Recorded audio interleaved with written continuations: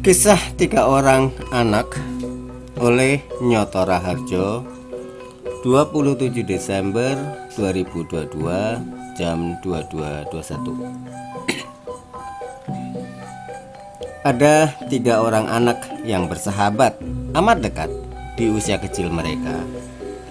Setiap hari mereka bertiga selalu bersama, main layang-layang, main kelereng, bersepeda keliling desa, dan lain-lain. Mereka selalu pergi bersama, bermain bersama. Seiring berjalannya sang waktu, akhirnya ketiga sahabat kecil berpisah karena mengikuti orang tua masing-masing yang berpindah tempat pekerjaan. Ada yang berpindah ke kota lain, ada pula yang berpindah di rumah di desa lain agak jauh dari rumah masa kecil mereka. Berpuluh-puluh tahun kemudian, tanpa sengaja ketiga sahabat itu bertemu di sebuah warung makan yang ada di depan sebuah stasiun kereta api. Seusai melakukan perjalanan dari kota mereka masing-masing, si A telah menjadi seorang dewasa usia 35 tahunan, berpenampilan sangat agamis, mengenakan busana seperti daster berwarna putih, memegang rangkaian tasbih di tangannya. Si B kelihatan amat alim, sering tebar senyuman, berbusana rapi, rambut depan berjambul mengkilat, diolesi minyak rambut beraroma wangi. Si C berkaos oblong dengan jin lusuh dan backpack tergantung di punggungnya, sekotak rokok kretek dan mancisnya, juga secangkir kopi tergeletak di atas meja di depannya. Ketika pertama kali mereka bertemu di dalam warung itu, wajah bahagia tampak sekali di raut wajah mereka bertiga. Mereka kaget dengan pertemuan tanpa rencana itu. Mereka berpelukan erat, saling menanyakan keadaan keluarga masing-masing, pekerjaan, dan lain sebagainya. Tapi setelah mereka saling menuturkan aktivitas hidup masing-masing, lalu kemudian duduk pada meja yang sama, kekakuan mulai menghalangi kebahagiaan sejenak yang mereka dapatkan barusan.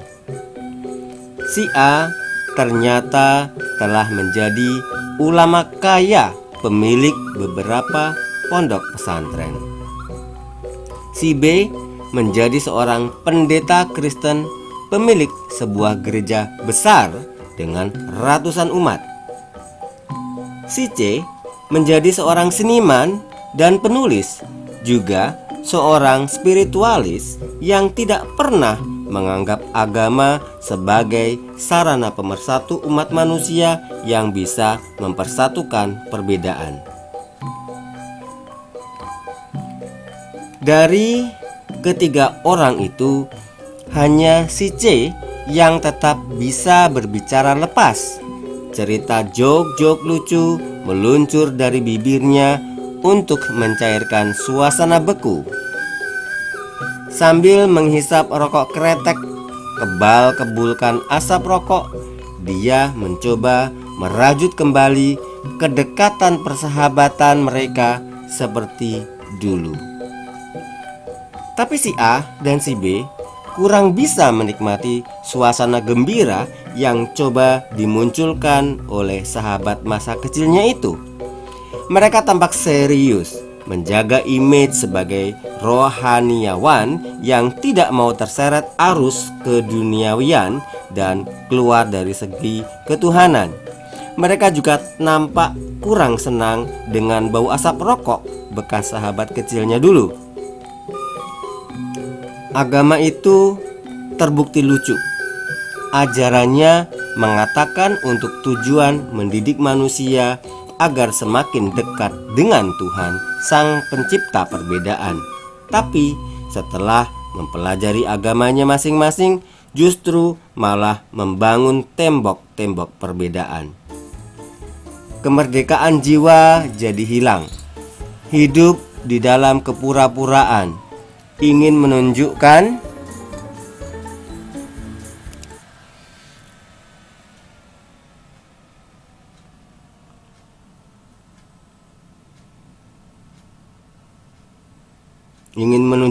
kesucian diri di atas orang lain. Padahal di dalam diri terus berkecamuk nafsu kotor yang berusaha ditutupi dengan kealiman semu. Akibatnya batin tambah menderita akibat ingin menutupi kekotoran batin dengan topeng kesucian. Ketiga orang anak yang terlahir dalam kemerdekaan bergaul tanpa sekat, tanpa nafsu keinginan, tanpa mencari image masing-masing. Tapi ketika jiwanya sudah dirasuki racun agama, otomatis sekat-sekat terbangun menghalangi pergaulan. Ego melambung tinggi, merasa diri serba lebih daripada orang lain.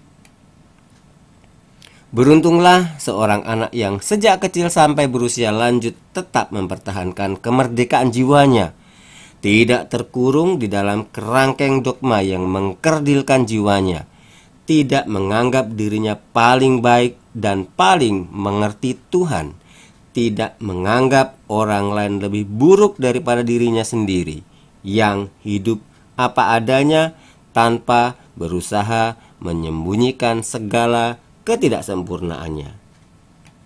Seperti ilustrasi di bawah ini, seorang manusia terjatuh ke dalam lubang gelap yang dalam. Coba diberikan tangga oleh seseorang dari atas lubang, agar dia bisa mempergunakan tangga itu untuk naik ke atas dan bebas. Tapi tangga itu justru dirusaknya untuk dijadikan kayu api penghangat tubuhnya sesaat. Demikian halnya dengan agama di tangan orang yang salah, cuma dipahami sebagai penyejuk ketakutan sesaat saja, merasa dirinya telah selamat, padahal justru mempercepat dan membenamkannya ke dalam lubang gelap yang semakin pekat. Jadi bodoh, arogan, merasa paling pintar, paling sempurna, intoleran, dan anti perbedaan. Oleh Nyoto Raharjo.